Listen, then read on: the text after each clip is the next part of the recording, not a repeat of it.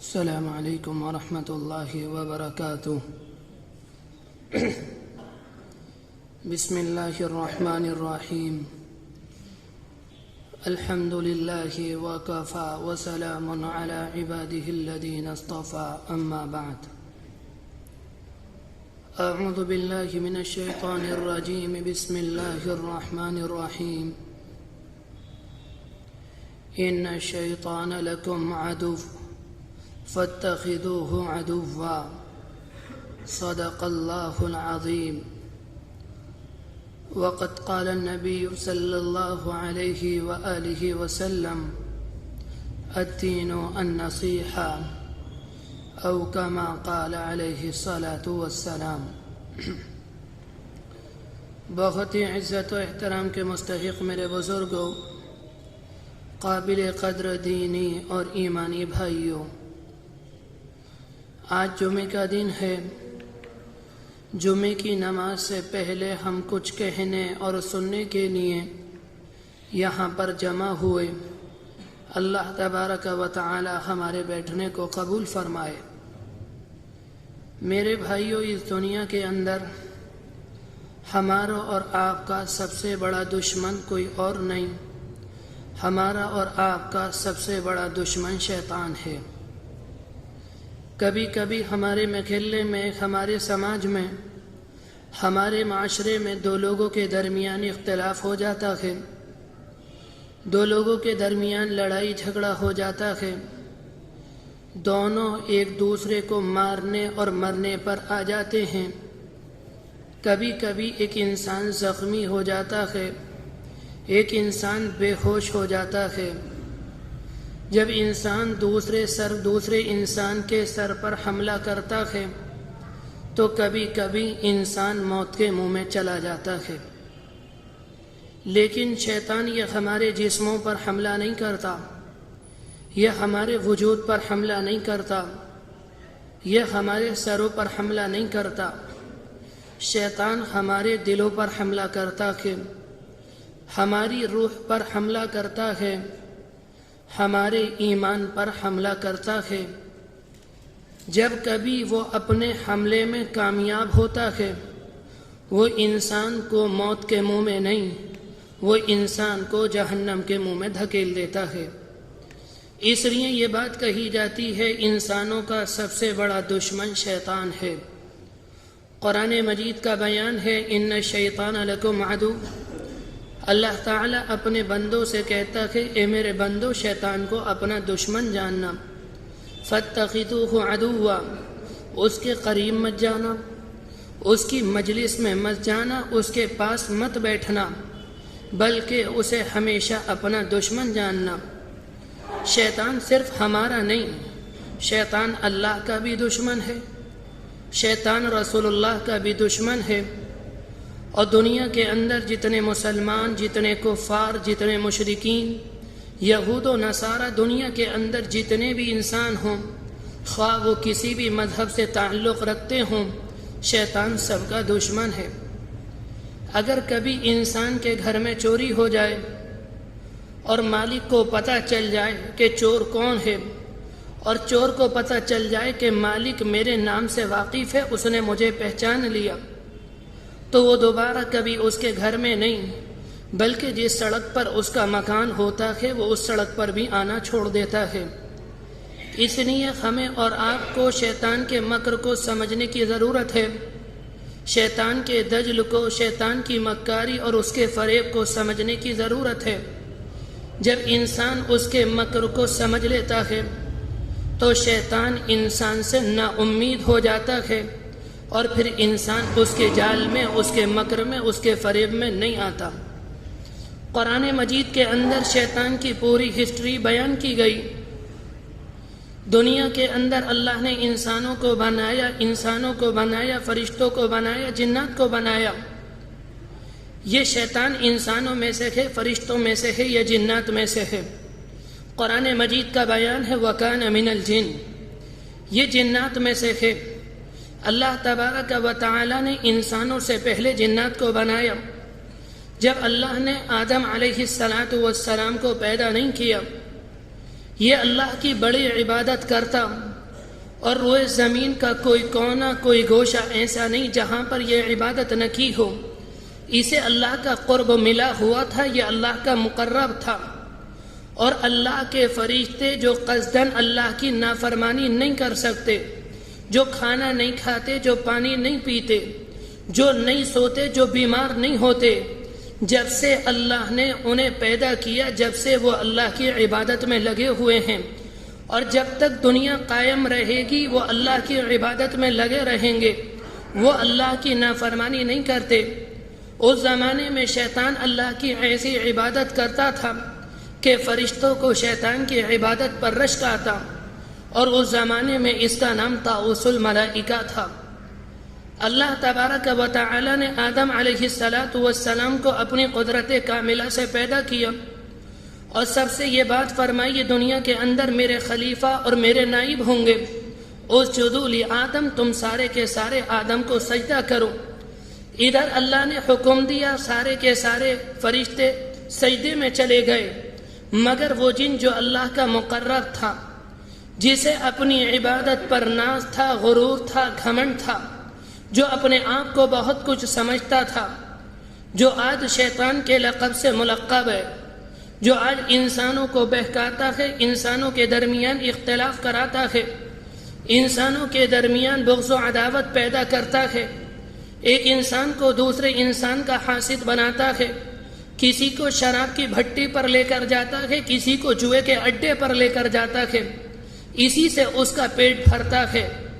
اس کے غرور نے، اس کے تکبر نے اسے اجازت نہ دی کہ وہ آدم کو سجدہ کرے۔ اس نے آدم علیہ السلام کو سجدہ نہیں کیا، اگر کہ اسی طرح سے کھڑا رہا۔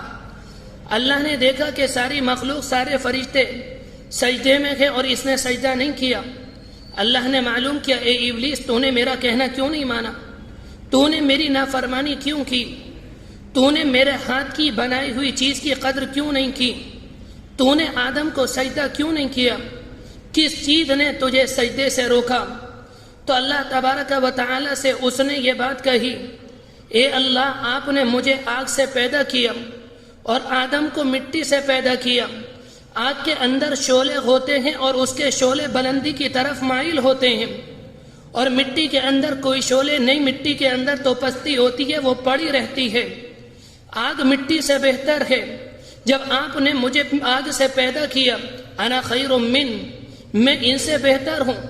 خلقتنی من نار وخلقتہ من طین، اس لیے کہ آپ نے مجھے آگ سے پیدا کیا اور انہیں مٹی سے پیدا کیا۔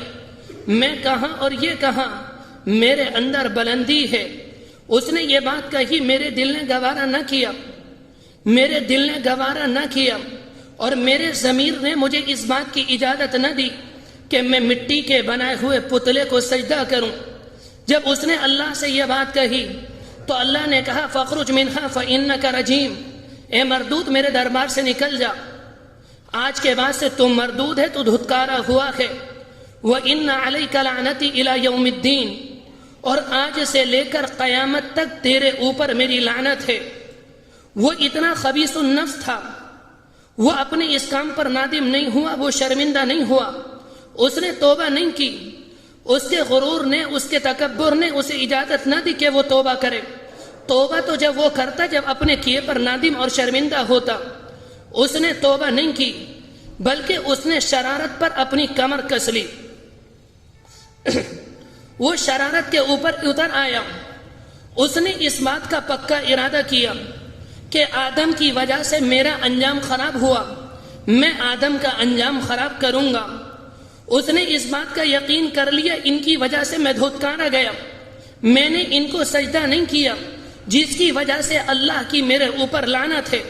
تو اس نے ارادہ کیا، میں آدم کو بہکاؤں گا اور ان کی اولاد کو بہکاؤں گا، انہیں گمراہ کروں گا اور انہیں اللہ کا نافرمان بناؤں گا، میں اکیلا جہنم میں نہیں جاؤں گا۔ یہ کیسے ممکن ہے آدم ان کی اولاد جنت میں جائے اور مزے اڑائے، وہاں عیش و آرام کے ساتھ زندگی گزارے، میں جہنم میں جاؤں، جہنم کا ایندھن بنوں، جہنم کے اندر جلوں اور بھنوں؟ یہ ممکن نہیں۔ میں انہیں بہکاؤں گا اور اپنے ساتھ جہنم میں لے کر جاؤں گا۔ وہ اللہ کے پاس آیا اور آ کر اس نے اللہ سے یہ بات کہی، رب فانظرنی الی یوم یبعثون، اے اللہ مجھے قیامت تک کی مہلت دے دیجئے، इन्नका मिनल मुंज़रीन, अल्लाह ने कहा मरदूद निकल जा, हमने तुम्हें क़यामत तक की, हमने तुझे क़यामत तक की मोहलत दे दी। उसने उस मौके पर अल्लाह से ये बात कही, फ़बिइज़्ज़तिका लअग़वियन्नहुम अजमईन, ए अल्लाह तेरी इज्जत की कसम, तेरे जलाल की कसम, दुनिया के अंदर जो ये तेरी मखलूक है, दुनिया के अंदर ये जो आदम की औलाद होगी, मैं इन्हें बहकाऊंगा, इन्हें गुमराह करूंगा, इन्हें सब्ज सब्ज बागात दिखाकर गुमराह करूंगा, इनके आगे पीछे दाएं बाएं अपने जाल बिछाऊंगा, इन्हें उनके अंदर फंसाऊंगा और इन्हें अपने साथ जहन्नम में लेकर जाऊंगा। उस मौके पर अल्लाह को जलाल आया। अल्लाह ने कहा मेरी इज्जत की कसम, मेरे जलाल की कसम, आदम की औलाद यानी मेरे बंदों में जो तेरी नाफरमानी करेगा, जो तेरी इत्तबा करेगा, जो तेरी पैरवी करेगा, जो मेरे हुक्मों पर अमल नहीं करेगा, मैं उसे तेरे साथ जहन्नम का ईंधन बनाऊंगा। उसके बाद अल्लाह ने यह बात कही, मरदूद याद रखना, इन्ना इबादी लैसा लका अलैहिम सुल्तान, दुनिया के अंदर मेरे कुछ बंदे होंगे जिनके ऊपर तेरा जोर न चलेगा, जो तेरे काबू में नहीं आएंगे, तो उन्हें गुमराह करने की कोशिश करेगा, वो तेरी गुमराही से बचकर निकल जाएंगे, इसलिए कि वो मेरे हुक्म पर अमल करने वाले होंगे, मेरे रसूल की सुन्नतों पर अमल करने वाले होंगे, जो मेरी शरीयत पर अमल करेंगे और मेरे रसूलों की इत्तिबा, मेरे रसूलों की पैरवी करेंगे, वो तेरे बहकावे में नहीं आएंगे। शैतान वहां से चला गया। अल्लाह ने इस बात का इरादा किया कि आदम अलैहिस्सलाम को शैतान की अदावत दिखाए और आदम अपनी आंखों से शैतान का बुग़्ज़ और शैतान का हसद देख लें।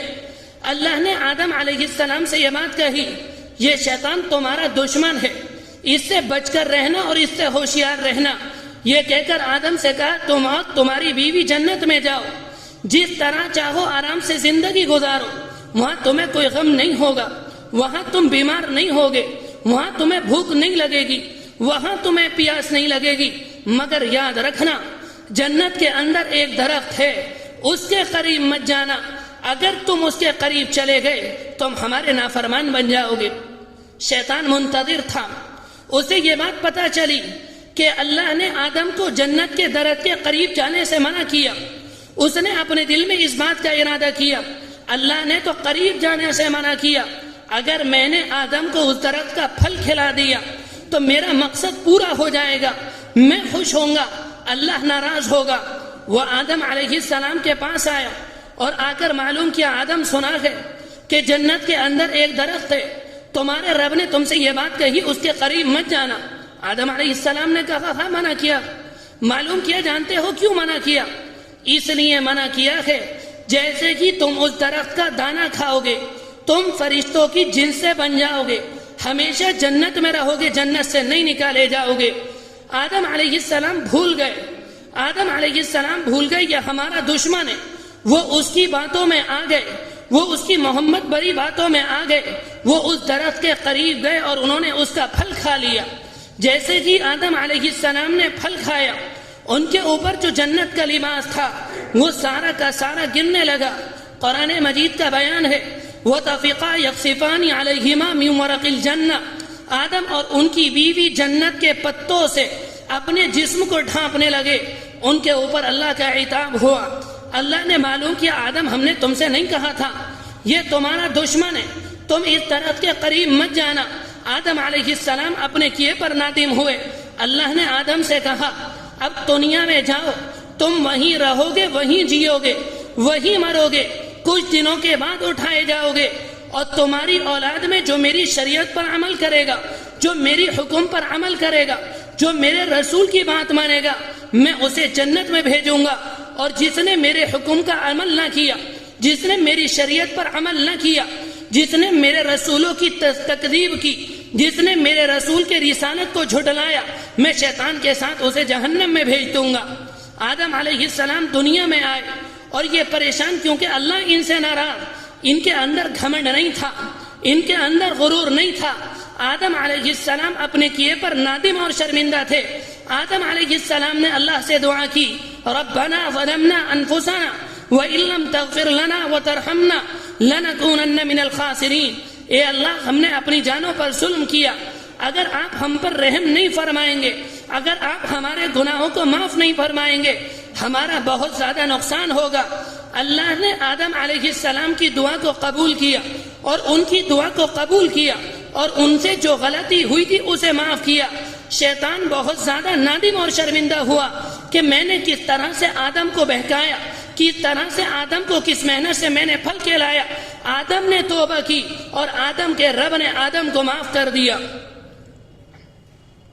میرے بھائیوں، حدیث شریف کے اندر آتا ہے کہ سمندر کے کنارے پر روزانہ شیطان کا دربار لگتا ہے، وہاں پر وہ اپنا تخت لگاتا ہے، اپنے سارے کے سارے کارندوں کو بلاتا ہے اور ان سے پورے دن کی کارگزاری لیتا ہے، ان سے یہ بات معلوم کرتا ہے تم نے کیا کیا۔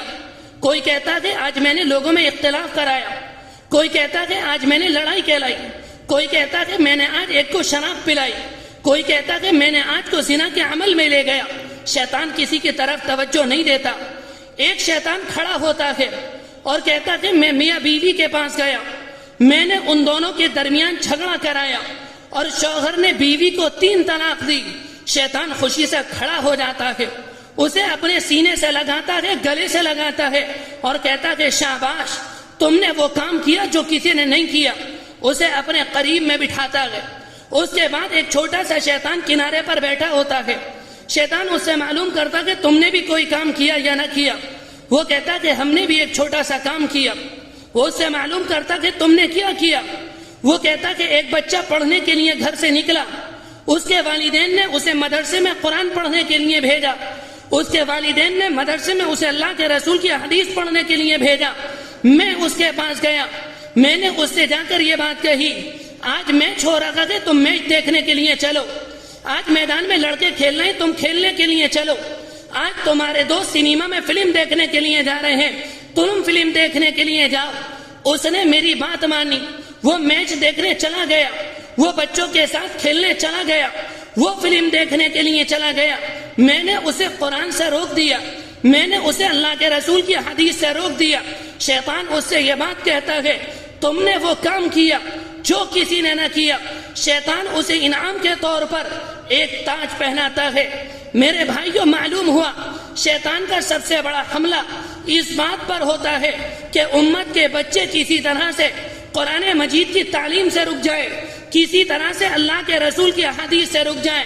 جو طلبہ مدرسے میں پڑھنے والے، میں ان سے خاص طور سے کہتا ہوں وہ اپنے آپ کو گناہوں سے رکائیں۔ اس علم کی خصوصیت محنت سے نہیں، اس علم کا تعلق پاکی سے ہے۔ اگر انسان گناہ نہیں کرے گا، انسان پاک رہے گا اور انسان باوضو رہے گا، اس علم کا نور اس کے دل میں آئے گا اور وہ اسے اپنی زندگی میں دیکھے گا۔ اگر کوئی انسان پاک دامن نہ رہا، کوئی انسان طالب علم کے زمانے میں نماز نہ پڑھی اور گناہ نہ کرا، ایک وقت آئے گا آگے چل کے نماز پڑھنے کے لالے پڑیں گے، آگے چل کے یہ زکوٰۃ نہیں دے گا، آگے چل کر یہ امت کو گمراہ کرے گا۔ اس لیے کہ جب یہ قرآن مجید پڑھنے جا رہا تھا اس نے پاک دامنی اختیار نہ کی۔ میرے بھائیوں، میں شیطان کے بارے میں عرض کر رہا تھا، شیطان کا سب سے پسندیدہ، شیطان اس بات کو سب سے زیادہ ناپسند کرتا ہے کہ میاں بیوی خوشی کے ساتھ زندگی گزارے۔ شیطان ان کے پاس آتا ہے اور شوہر کے دل میں وسوسے ڈالتا ہے، بیوی کے پاس جاتا ہے، بیوی کے ذہن و دماغ کو خراب کرتا ہے، شوہر بیوی پہ شک کرتا ہے اور بیوی شوہر پر شک کرتی ہے۔ ایک وقت آتا ہے کہ دونوں کے درمیان لڑائی ہوتی ہے، دونوں کے درمیان جھگڑے ہوتے ہیں، دونوں آپس میں لڑنے لگتے ہیں، اس بات پر غور نہیں کرتے ہمارا ذہن گرم کیوں ہوا، ہمیں غصہ کیوں آیا۔ شیطان اس کے پیچھے کام کر رہا ہوتا ہے۔ ایک وقت آتا ہے دونوں لڑتے ہیں، شیطان 3 طلاق آدمی سے دلوا دیتا ہے، آدمی 3 طلاق اپنی بیوی کو دیتا ہے۔ کچھ دیر کے بعد اس کا غصہ ختم ہوتا ہے، اسے قرار آتا ہے، اسے سکون ملتا ہے۔ اس موقع پر انسان کو یاد آتا ہے میں نے غصے کی حالت میں اپنی بیوی کو 3 طلاق دی۔ وہ عالم صاحب کو فون کرتا ہے اور فون پر یہ بات کہتا ہے، فون پر یہ نہیں کہتا کہ ہمارا اور ہماری بیوی کا جھگڑا ہو گیا، بلکہ میرا اور میرے ساتھی اور اس کی بیوی کا جھگڑا ہو گیا، اور اس نے غصے کی حالت میں اپنی بیوی کو 3 طلاق دے دی۔ مول صاحب ذرا یہ بتاؤ کہ 3 طلاق ہوئی یا نہ ہوئی؟ فون پر یہ بات کہی جاتی ہے کہ 3 طلاق ہو گئی اور تمہاری بیوی تمہارے لیے ہمیشہ کے لیے حرام ہو گئی۔ وہ یہ سن کر ڈر جاتا ہے، اپنی بیوی کے پاس جاتا کہتا ہے تم کسی کو مت بتانا میں نے تمہیں 3 طلاق دی، میں کسی کو نہیں بتاؤں گا کہ میں نے تمہیں 3 طلاق دی۔ وہ اس طرح سے آرام سے زندگی گزارتے ہیں۔ اللہ کے رسول علیہ السلام نے صحابہ اکرام کو قیامت کی علامتیں بتوائی، ان میں ایک علامت یہ بتائی آپ نے، قرب قیامت کی ایک علامت یہ ہے انسان غصے کی حالت میں اپنی بیوی کو طلاق دے گا اور وہ دونوں آپس میں نکاح نہیں کریں گے، بغیر نکاح کے اس طرح سے زندگی گزارتے رہیں گے، اور اس کے بعد وہ دونوں آپس میں جو ملاقات کریں گے ان کے نامہ اعمال میں حرام کاری کا گناہ لکھا جاتا رہے گا۔ میرے بھائیوں، اس زمانے میں یہ بات عام ہے۔ ایک زمانے میں موسیٰ علیہ السلام کی شیطان سے ملاقات ہوئی۔ موسیٰ علیہ السلام نے معلوم کیا کون ہو؟ کہنے لگا میں شیطان ہوں۔ موسیٰ علیہ السلام نے معلوم کیا تم گمراہ کس طرح سے کرتے ہو؟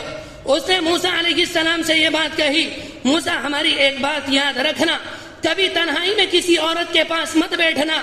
جب کوئی مرد تنہائی میں کسی عورت کے پاس بیٹھتا ہے، ہم آدمی کی محبت عورت کے دل میں اور عورت کی محبت آدمی کے دل میں ڈال دیتے ہیں، اور ایک وقت آتا ہے کہ دونوں کے درمیان سے حیا کی دیوار ہٹ جاتی ہے اور دونوں بدکاری کے عمل میں ملوث ہو جاتے ہیں۔ حدیث شریف کے اندر آتا ہے النساء حبائل الشیطان، عورتیں کیا ہیں اور یہ شیطان کے جال ہیں۔ حدیث شریف کے اندر بلکہ بعض کتابوں کے اندر شیطان کا یہ قول نقل کیا گیا، شیطان کہتا ہے عورت تو میرا وہ تیر ہے جو کبھی خطا نہیں کرتا، جو کبھی چوکتا نہیں۔ بڑھاپے میں ابو ہریرہ بوڑھے ہو گئے، اللہ کے رسول کے ایک صحابی ابو ہریرہ رضی اللہ عنہ یہ بوڑھے ہو گئے، ان کی آنکھیں کمزور ہو گئیں، ان کے بال سفید ہو گئے، ان کی کمر جھک گئی، اور بڑھاپے میں اللہ سے یہ دعا مانگ رہے تھے اے اللہ ابو ہریرہ کو، اے اللہ ابو ذر کو بڑھاپے کی حالت میں زنا کے عمل سے بچا لے۔ کسی صحابی نے یہ دعا سنی اور کہا کر یہ بات کہی آپ اللہ کے رسول کے سچے عاشق ہیں، آپ اللہ کے رسول کے صحابی ہیں، آپ بوڑھے ہو چکے، آپ کیا یہ دعا مانگ رہے ہیں؟ انہوں نے اس موقع پر یہ جواب دیا میں بوڑھا ہو گیا، ابھی میرا شیطان بوڑھا نہیں ہوا۔ میرے بھائیوں، وہ اتنی احتیاط کرتے۔ عمر فاروق رضی اللہ عنہ کے بارے میں آتا ہے کہ اپنے گھر کی چوکھٹ پہ بیٹھے ہوئے تھے، ایک صحابی ان کے گھر کے پاس سے گزرے اور گھنٹوں کے بعد آئے تو دیکھا کہ عمر رضی اللہ عنہ دہلیز پر بیٹھے ہوئے۔ انہوں نے معلوم کیا امیر المؤمنین ماجرا کیا ہے، ابھی کچھ دیر پہلے میں یہاں سے گزرا، آپ چوکھٹ پر بیٹھے ہوئے تھے، اب میں لوٹ کر آیا ہوں، آپ چوکھٹ پر بیٹھے ہوئے ہیں۔ کہنے لگے میری بیٹی حفصہ آج میرے گھر میں آئی ہوئی ہے، اور یہ حفصہ کون ہے؟ یہ ام المؤمنین ہے، اور اس کی ماں گھر میں نہیں، اس وجہ سے میں گھر میں نہیں جا رہا۔ میرے بھائیو، اللہ کے رسول نے عمر کے بارے میں کہا تھا یہ وہ ہیں جن کے سائے سے شیطان ڈرتا ہے، اور جس راستے سے عمر جاتے ہیں شیطان وہ روز راستہ چھوڑ کر چلا جاتا ہے۔ جب حضرت عمر اتنی احتیاط کرتے، ہم اور آپ اپنے آپ کا جائزہ لیں، ہمیں کتنی احتیاط کرنے کی ضرورت ہے۔ میرے بھائیوں، پریشان نہ ہو، گھبرانے کی ضرورت نہیں۔ اگر کسی انسان سے گناہ ہو، وہ اپنے کیے پر نادم ہو، وہ اپنے کیے پر شرمندہ ہو، اللہ سے توبہ کرے، آئندہ گناہ نہ کرنے کا عہد کرے، سچے دل سے توبہ کرے، اللہ اس کے گناہ کو معاف کر دے گا۔ جو بات کہی گئی اللہ تبارک و تعالی عمل کرنے کی توفیق نصیب فرمائے۔ وآخر دعوانا الحمد للہ رب العالمین۔